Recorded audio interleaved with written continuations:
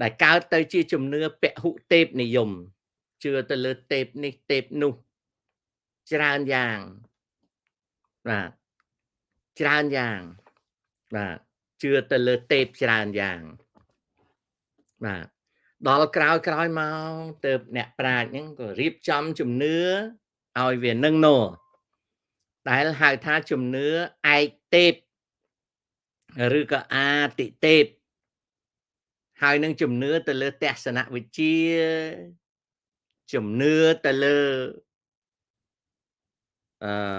គំនិតជាក់លាក់មួយតែក្រោយមកហៅថាវិទ្យាសាស្ត្រ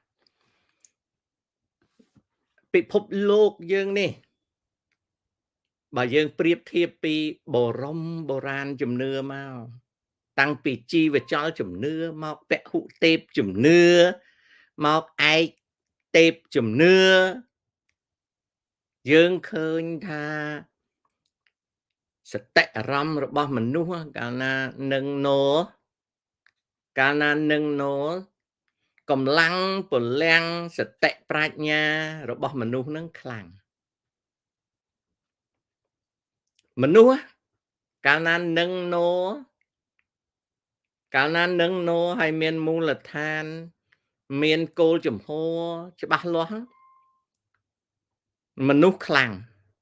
ឧទាហរណ៍ដូចពួកអ៊ីស្រាអែលខ្លាំងដោយសារអីខ្លាំងដោយសារទី1គឺពួកអ៊ីស្រាអែលមានជំនឿជឿជាក់ថាអត់មានទៅច្រឡំជាមួយអ្នកណាទេគឺកើតមកត្រូវជឿព្រះតែមួយ monotheism ជឿតែព្រះតែមួយទេណាសម្គាល់អញ្ចឹងជឿអញ្ចឹងខ្លាំងអូខេនៅក្នុងសាសនាគ្រីស្ទានណានៅក្នុងសាសនាគ្រីស្ទានគេជឿទៅលើព្រះតែមួយ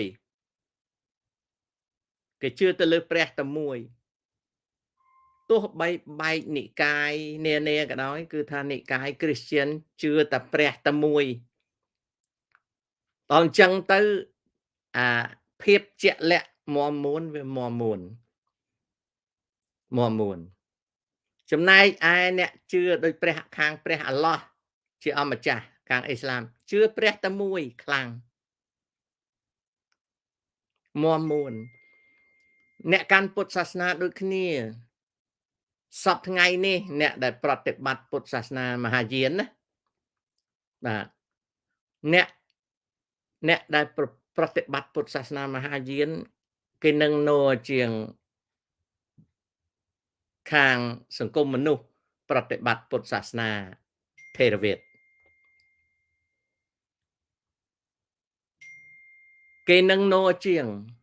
ហើយនៅក្នុងចំណោមថេរវាទនៅប្រទេសភូមានៅប្រទេសឡាវនៅប្រទេសកម្ពុជាប្រទេសណាក៏ដោយឲ្យតែមូលដ្ឋាននៃពុទ្ធសាសនាថេរវាទបណ្ដោយឲ្យជំនឿផ្សេងចូលមកលាយឡំច្រើនពុទ្ធសាសនានោះមានឈ្មោះថាថេរវាទមែនប៉ុន្តែរវើរវាយដូចពុទ្ធសាសនាខ្មែរយើងទប់ទល់មិនឈ្នះទេភិក្ខុសាមណេររាជាគណៈទប់ទល់មិនឈ្នះទេ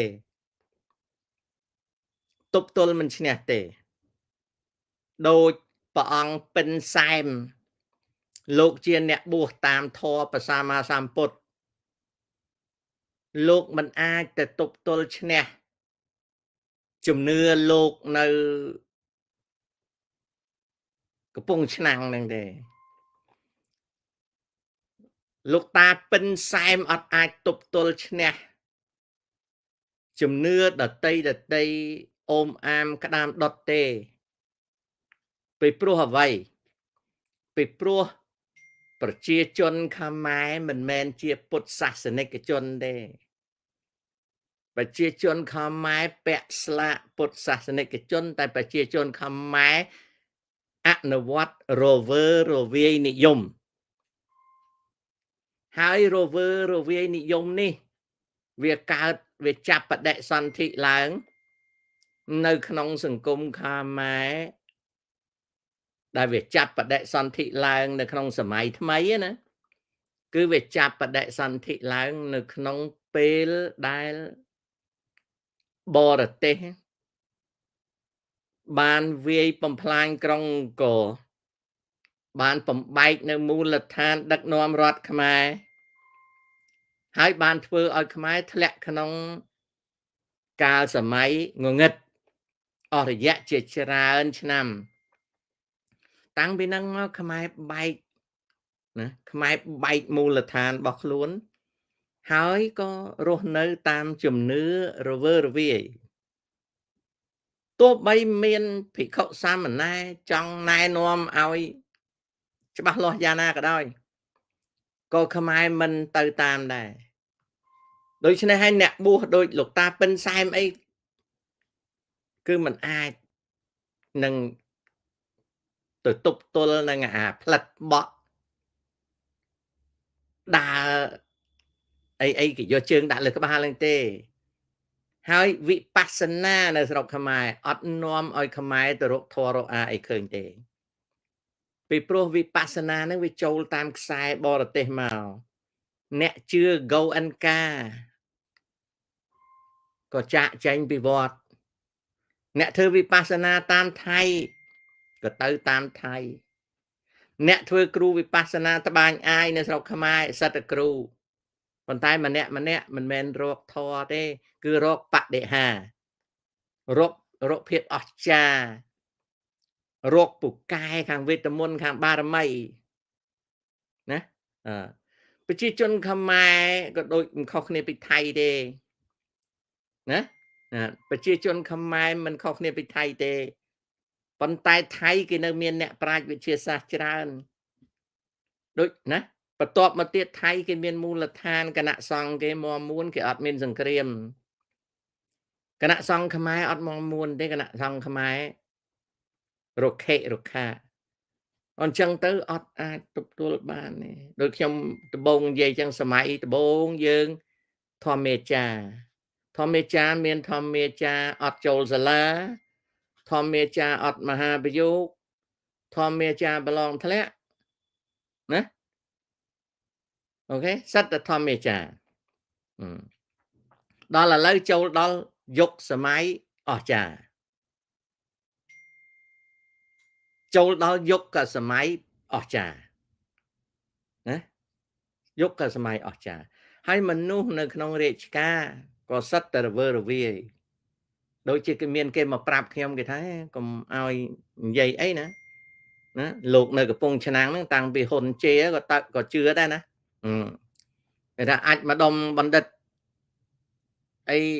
អង្គការបកយុវជននេះថាជឿណាមានអ្នកខ្លះគេប្រាប់ខ្ញុំទៀតថាបងហ៊ុនស៊ីណាតក៏ជឿដែរដូច្នេះហើយកាលណាហ៊ុនជេជឿអីស្រីស្អីនោះអាមួយបណ្ឌិតនោះវាជឿហើយបងហ៊ុនស៊ីណាតជឿកុំថាឡើយតែ3 4នាក់នឹងជឿណាឲ្យគិតមេងលីយ៉ុងផាត់អុកញ៉ា2000នាក់បូកជីបម៉ុងអីទៅជឿក៏វាអាស្រ័យទៅលើជំនឿរបស់អស់លោកអស់ហ្នឹងតែចំណែកខ្ញុំនេះខ្ញុំមិនបានទៅយកចិត្តទុកដាក់ជឿអារបស់ដែលគេជឿនឹងទេខ្ញុំយកចិត្តទុកដាក់នឹងជាអាសតិអារម្មណ៍ដ៏នឹងណោតែគិតរកហេតុផលតែប៉ុណ្្នឹងទេមិនបដិសេធទេជំនឿហ្នឹងនោះដូច្នេះហើយកុំមកប្រាប់ខ្ញុំតែហ៊ុនជាក៏ជឿដែរហើយស្អីអាស្រីអីគេនោះអាចម្ដុំបណ្ឌិតស្រីអីគេនោះអាស្រីស្អីគេគណៈបកយុវជនអីនោះ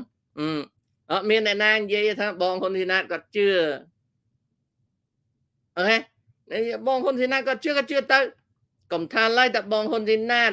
បងហ៊ុនសែនក៏ជឿក៏ដោយក្មួយហ៊ុនម៉ាណែតក៏ជឿក៏ដោយតែខ្ញុំអត់យល់ថាត្រូវជឿទេមនិចជឿក៏ដោយសីហមុនីជឿក៏ដោយកាលណាយើងជឿតាមគេអាហ្នឹងគេហៅថាជឿតាមគេ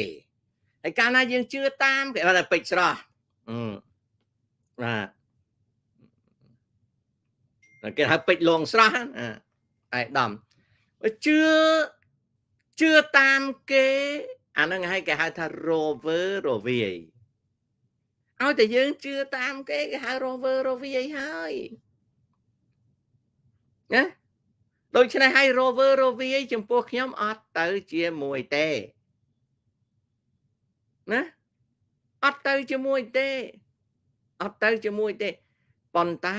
សួរថាខ្ញុំហាមបងប្អូនមិនឲ្យជឿទេអត់ហាមទេខ្ញុំអត់ហាមទេខ្ញុំបញ្ចេញមតិនៅក្នុង show សម្រាប់អ្នកដែលនឹងហើយចំពោះអ្នកដែលជឿតាមគេគេមកប្រាប់ខ្ញុំថាហ៊ុនជាជឿពេជ្រស្រស់ជឿហ៊ុនសេណាតជឿតែកុំឲ្យតែជឿសំបីតែអង្គញាទាំងអស់ជឿអ្នកនយោបាយគណៈរដ្ឋមន្ត្រីទាំងអស់ជឿណានាយករដ្ឋមន្ត្រីហ៊ុនម៉ាណែតជឿអតីតនាយករដ្ឋមន្ត្រីហ៊ុនសែនជឿរហូតដល់នាងមនិចជឿទៀតរហូតដល់ព្រះមហាក្សត្រជឿទៀតក៏វាអត់មានធ្វើឲ្យខ្ញុំនឹងភ្ញាក់ផ្អើលទៅជឿគេទេពីព្រោះអ្វីតើលោកសង្ឃនឹងជាលោកសង្ឃសិក្ខាបទ227ក្នុងពុទ្ធសាសនាត្រឹមត្រូវទេណាដែលបច្ចេញបញ្ចូលហ្នឹងដែលធ្វើឲ្យគេយល់ឃើញថាមានបដិហាហ្នឹងឥឡូវហ្នឹងកំពុងតែចូលណាលោកក្មេងអង្គហ្នឹងនៅកំពង់ឆ្នាំងកំពុងស៊ីចូលណាឃើញស៊ីចូលទេ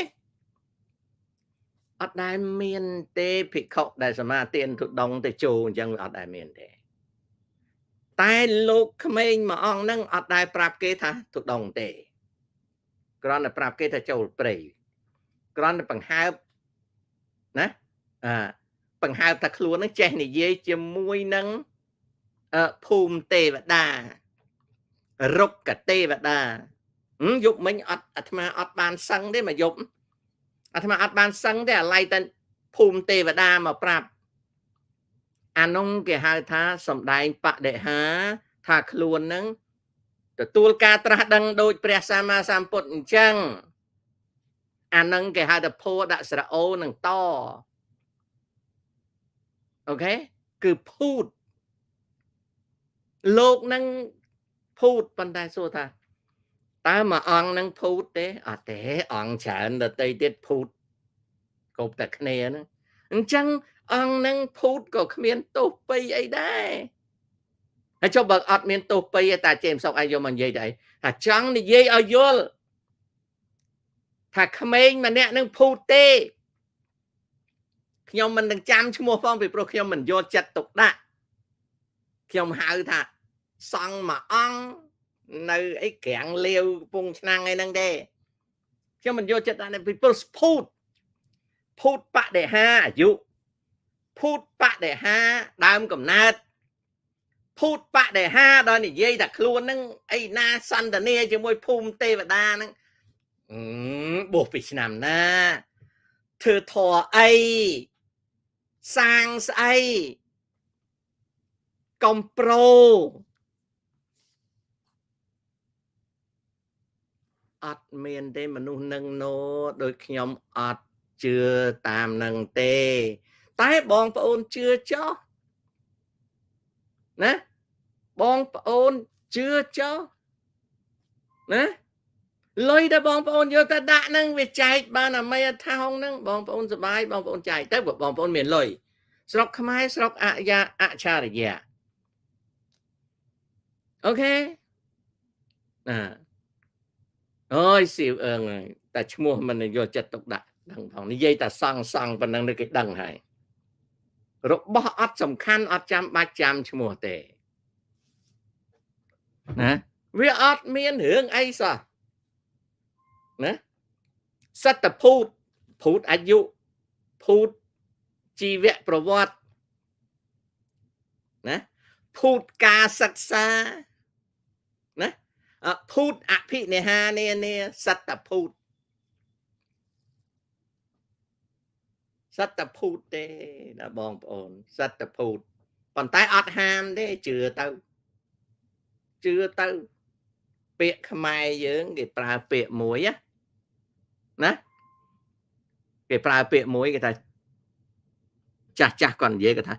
ជឿទៅឯងខំជឿទៅអស់ស្រូវពូជមានន័យថាម៉េចមានន័យថាបាយអង្គនៅក្នុងឆ្នាំងដាំយកទៅឲ្យគេស៊ីទាំងអស់ហើយ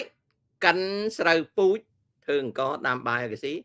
ដល់ពេលរដូវធ្វើស្រែអត់មានអីទេអាហ្នឹងហើយគេហៅថាជឿអស់ស្រូវពូជខ្មែរគាត់បដៅអញ្ចឹងឯតាបុរាណណាប៉ុន្តែយើងមិនយល់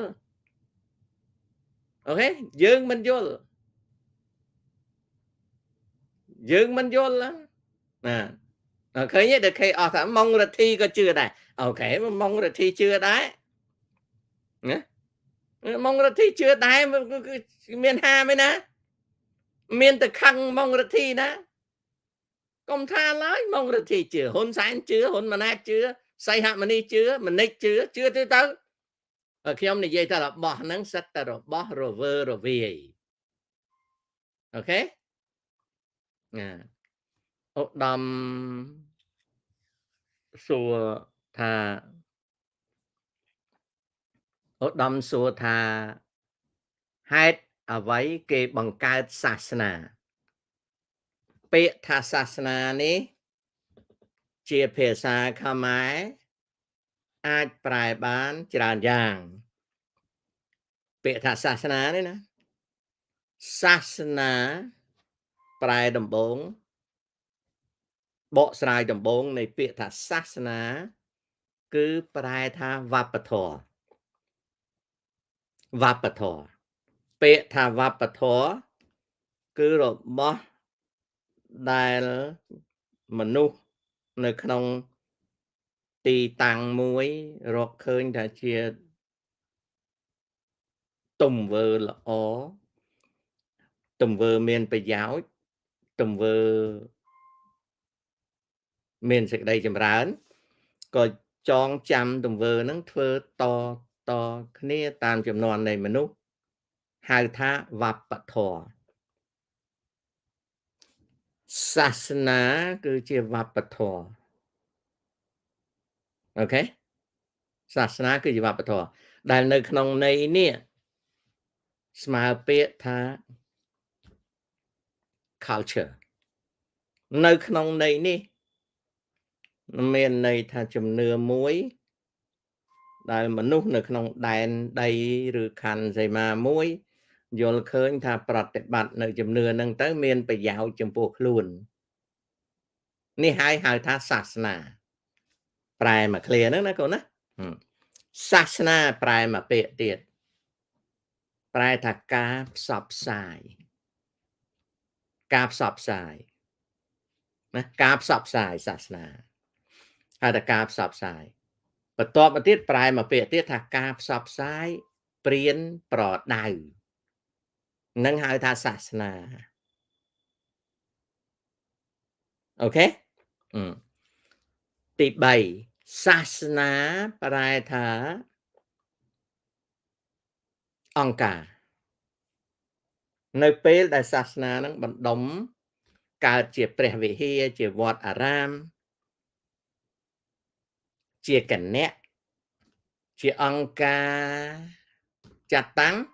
សាសនានឹងជាអង្គការដូចគេហៅថាអង្គការកាតូលិកសាសនាគ្រីស្ទប៉ុន្តែអង្គការកាតូលិកដូចជាអង្គការប្រូតេស្តង់សាសនាប៉ុន្តែទៅជាអង្គការប្រូតេស្តង់ដូចជាអង្គការមើមនគ្រិស្តសាសនាអង្គការមើមនដូចជាអង្គការ Jehovah Witness ជាអង្គការសាសនាគ្រិស្តសាសនាបណ្ដៃនេះអាហ្នឹងជាអង្គការសាសនាពុទ្ធសាសនាជាក្រុមមហាយានមហាយាណា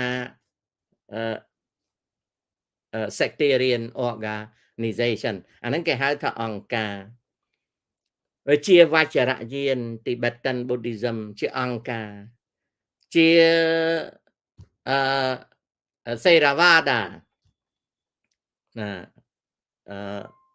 denomination ជាអង្គការពុទ្ធសាសនាថេរវាទស្រីលង្កាអង្គការពុទ្ធសាសនាថេរវាទភូមាអង្គការ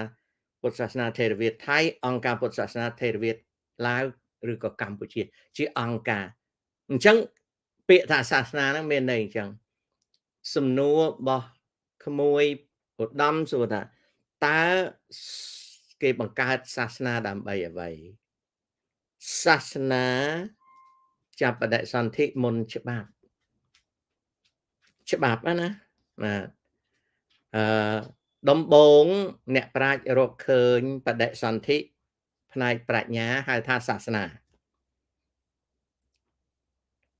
អ្នកប្រាជ្ញរកឃើញដំបូងបដិសន្ធិនៃប្រាជ្ញារបស់មនុស្សអ្នកប្រាជ្ញរកឃើញគឺសាសនាដែលការរកឃើញសាសនាហ្នឹងពេលហ្នឹងមានលក្ខណៈច្រើនយ៉ាងប៉ុន្តែខ្ញុំនិយាយតែពីរយ៉ាងទេមួយគឺរកឃើញនៅបដិសន្ធិសក្ការៈបូជាសាសនាកើតដោយសារសក្ការៈបូជាមួយទៀតរកឃើញតាមទស្សនវិជ្ជាដែលហៅថាសាសនាកើតដោយការគិតផ្នែកទស្សនវិជ្ជារបស់ពីរហ្នឹងបដិសន្ធិស្មើគ្នាតែក្រោយមកទស្សនវិជ្ជាក៏ទៅជាកម្មវិធីសិក្សាចំណែកសាសនាคล้ายទៅជាកម្មវិធីប្រតិបត្តិនិងសក្ការៈអូខេសាសនានេះកើតមុនច្បាប់នៅលើโลกនេះណានីតិសាសបដិសន្ធិក្រោយសាសនានៅពេលមនុស្សជឿសាសនាមនុស្សជឿទស្សនវិជ្ជាមនុស្សពីរក្រុមនឹងយកទស្សនវិជ្ជាមកធ្វើជាការគិតយកសាសនាជាការប្រតិបត្តិតែសាសនានឹងជួយឲ្យកើតនៅរចនាសម្ព័ន្ធគ្រប់គ្រងគេហៅថា administrative organization វាបង្កើតបានអង្គការគ្រប់គ្រងសាសនាគឺជាដើមកំណើតនៃច្បាប់ហើយសាសនាជាដើមកំណើតនៃនគរនៃរដ្ឋនៃប្រទេសសាសនាក៏ជាដើមកំណើតនៃរដ្ឋាភិបាលសាសនាហ្នឹងនឹងហើយបានគេបង្កើតសាសនាហ្នឹងពីព្រោះសាសនាហ្នឹងវាកើតដំបូងកើតដល់វាកើតមកវាគ្រប់គ្រងដូចនៅបរមបុរាណឥណ្ឌាណាសាសនារៀបចំទៅជាអង្គការចាត់តាំង organizational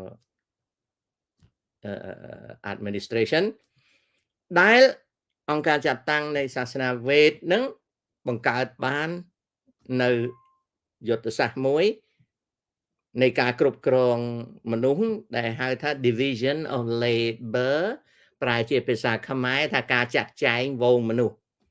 ការចាត់ចែងវងមនុស្សនឹងត្រូវបានរៀបចំតាមវណ្ណៈភាពតាមវណ្ណៈបាទនៅពេលហ្នឹងគេចាត់ចែងថាមនុស្សមួយចំនួនមានមុខងារជាអ្នកច្បាំងអ្នកដឹកនាំមនុស្សមួយចំនួនមានមុខងារជាអ្នកព្រានប្រដៅអ្នកប្រាប់អ្នករៀបចំពិធីមនុស្សមួយចំនួនទៀតមានមុខងារជាអ្នកបម្រើសេវាកម្មមនុស្សមួយចំនួនទៀតមានមុខងារជាអ្នកធ្វើពលកម្មអញ្ចឹងគេបែងចែកជាក្សត្រក្សត្រិយៈಬ್រាហ្មណៈក្សត្រព្រាហ្មណ៍វៃស្យៈស៊ូត្រៈគេបែងចែកមនុស្សនៅក្នុងតំបន់មួយនៅក្នុងនគរមួយនេះជា4ផ្នែកមួយដឹកនាំច្បាំងការពារមួយដឹកនាំការព្រានប្រដៅអប់រំរៀបចំពិធីមួយទៀតចាត់ចែងខាងសេវាកម្មមួយទៀតគឺចាត់ចែងខាងធ្វើពលកម្មអញ្ចឹងគេចែកជាក្សត្រីក្សត្រព្រាហ្មណ៍វៃស្យៈស៊ូត្រៈនៅឥណ្ឌានៅអឺរ៉ុបសាសនាបង្កើតបាននៅអង្គការចាត់តាំងមួយហៅថា organization administration សម្រាប់អង្គការចាត់តាំងមួយគេបង្កើតនៅការបែងចែកមនុស្ស division of labor នៅពេលដែលគេបង្កើត division of labor គេបង្កើត monarchy អង្គការរាជានិយម monarchy គឺមាន king ឬក៏ queen អ្នកត្រួតត្រាគេបង្កើត church មិនមែនរឿងសាសនាទេគឺត្រួតត្រាលើដីលើធនធានមនុស្ស church ពីដើមព្រះវិហារសាសនាពីដើមមិនមែនគ្រាន់តែចូលទៅថ្វាយបង្គំទេណាគឺរៀបចំមនុស្ស church ណា church គេមាន monarchy គេមានអង្គការ monarchy មួយអង្គការរាជានិយមអង្គការ church បន្ទាប់ពីអង្គការ church គេបង្កើតរចនាសម្ព័ន្ធក្រោមអង្គការហ្នឹងអ្នកបម្រើសេវាកម្មគេហៅ guild ប្រែថាសេវាករឬក៏ជំនាញហត្ថករអញ្ចឹងហើយបានជានៅអង់គ្លេសហ្នឹងគេចែកអ្នកវាយកញ្ចក់ជើងសេះអ្នកធ្វើកំបិតពុថៅដាវលំពែងជាប់ខ្សែស្រឡាយមកដល់សប្ងៃមានអង់គ្លេសខ្លះគេហៅខ្លួនគេហៅថាអ្នកឯងឈ្មោះអីឈ្មោះ Smith អ្នកឯងឈ្មោះអីឈ្មោះ Blacky អ្នកណាដែលមានឈ្មោះ Smith ឈ្មោះ Blacky ហ្នឹងពីដើមឡើយមកវានៅក្នុងក្រុមសេវាករហើយនឹងក្រុមហត្ថករតែពួកហ្នឹងធ្វើការនឹងដែកធ្វើការនឹងស្ពាន់ធ្វើការនឹងលោហៈធាតុអញ្ចឹងហើយបើវាកើតអា Blacky អា Smith ហ្នឹងមកវាមានក្រុមមួយទៀតហ្នឹងរកស៊ីខាងដេស្បែកជើងវាចែកឲ្យមនុស្សហ្នឹងគ្រួសារហ្នឹងកើតកូនមកបង្រៀនកូនឲ្យចេះដេស្បែកជើងដេតែស្បែកជើងហើយកែបសេះទេណាអញ្ចឹងហើយបានជាមានអង់គ្លេសអាមេរិកខ្លះហ្នឹងឈ្មោះ shoemaker ពួកឪម៉ែវាហ្នឹងមិនមែនឈ្មោះ shoemaker ទេប៉ុន្តែវានៅក្នុងហត្ថករនៅក្នុងក្រុមដែលគេចាត់ចែងចែកវណ្ណៈឲ្យធ្វើគេហៅពួក shoemaker មកភូមិហ្នឹងគេឲ្យតែដេកែបសេះគេឲ្យតែដេស្បែកហើយនឹងដេស្បែកជើងដេខោអាវអីហ្នឹងអញ្ចឹងជាប់អាពួកហ្នឹងទៅ shoemaker អញ្ចឹងទៅអូខេដល់ហើយបងប្អូនអញ្ចឹងនៅក្នុង association នៅក្នុងសមាគមមួយគេហៅ guild ដែលខ្ញុំប្រែថាសមាគមហត្ថករសេវាករចែកចឹងនៅអឺរ៉ុបគេចែកមនុស្សចឹងហើយ church អង្គការសាសនា church ហ្នឹងគេបដៅមនុស្សនៅក្នុងសង្គមអឺរ៉ុបហ្នឹងគេថាបើអ្នកឯងកើតមកក្នុងគ្រួសារធ្វើអីក្នុងកិច្ចការរបស់អ្នកឯងស្អីអ្នកឯងត្រូវធ្វើកិច្ចការនោះហើយគេបង្កើតនៅការបញ្យលមួយដោយគេគូរង្វង់មូលដែលរង្វង់មូលហ្នឹងគេហៅថា chain of beings ណាខ្ញុំទៅសេជូន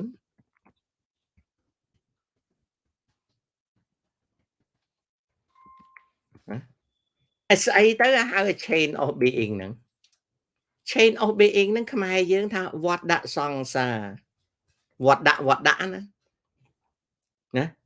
ដែលខ្មែរយើងខ្លះគេបដៅឲ្យល្ងងគេថាជីវិតយើងកើតមកចាំតែសងកម្មទេណែអាខួរក្បាលដែលទទួលនៅក្នុងខួរក្បាលខ្មែរដែលកើតមកគេហៅថាកើតមករស់មានជីវិតសម្រាប់តែសងកម្មណាអានោះគឺជាមនោគមវិជ្ជាមួយដែលគេរៀបចំឲ្យមនុស្សហ្នឹង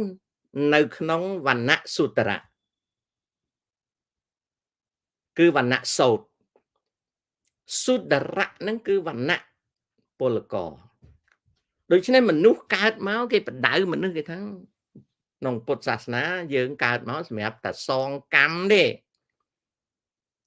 បើយើងคล้ายទៅជាទេសករយើងកុំបន្ទោសចវាយយើងកុំឲ្យថាចវាយហ្នឹងចាប់យើងលក់ណាឲ្យយើងយល់ថា